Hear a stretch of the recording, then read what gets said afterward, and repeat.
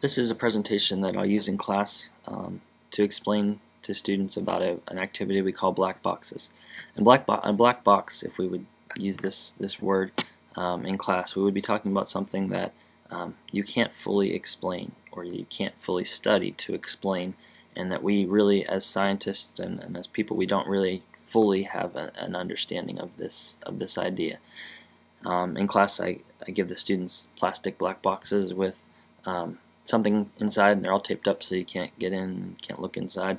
And students are asked to basically make educational guesses, basically educated guesses at what's inside the black box. A model, as we've talked about many times this year, and at the very beginning of the year in our landforms unit, we created our very own three-dimensional models of landforms. A model is a representation or explanation of something. It represents it, meaning it's not the exact same thing.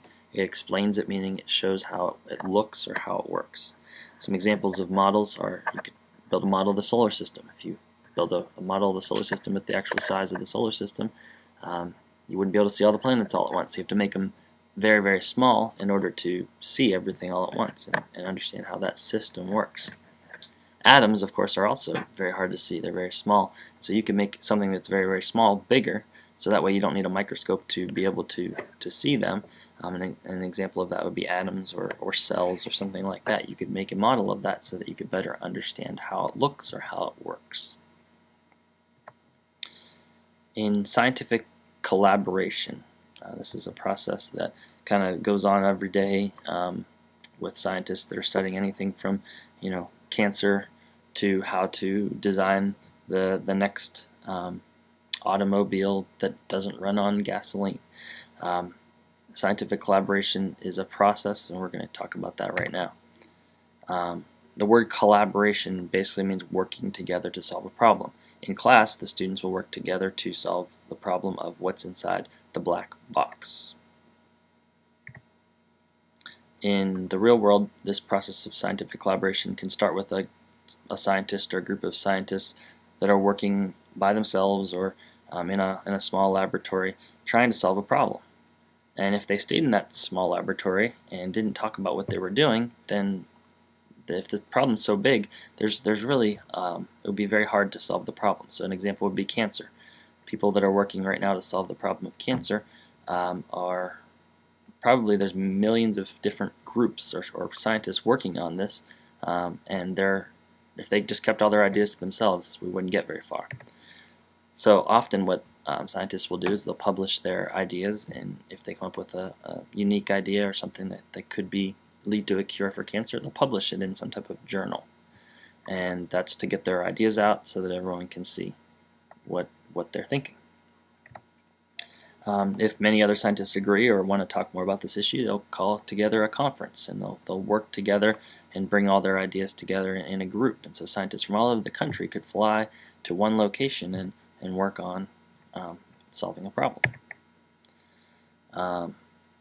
In class, we will meet with classmates, and that's what I use this presentation for, to kind of get kids ready to meet with each other, and they will try to come to what's called a consensus about their black box. A consensus is talking or sharing your ideas and then agreeing on one idea as a group. And this is easier said than done. Very often we try to come up with, push our own ideas on other people and don't take the time to listen to what their thoughts are, and so it can lead to problems. But if you are going to come to consensus, you have to be willing to take your ideas and put them together with others' ideas, and in the end come up with an idea that might not be exactly like what you think it should be. And so that's what we do in class with our black boxes.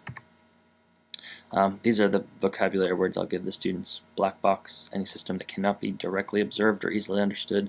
A model, a representation that explains how something is built or works. Consensus, discussing different ideas as a group, then agreeing on one idea. And then collaboration, working together to solve a problem.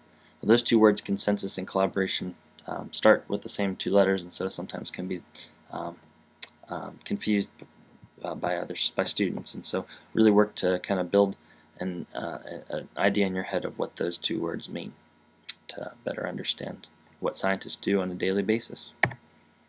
So we review model at the end of class, representation that explains how something is built or how it works. We say that we explain how scientists develop models to explain how things can work or how things do work, and they show relationships between things in a system.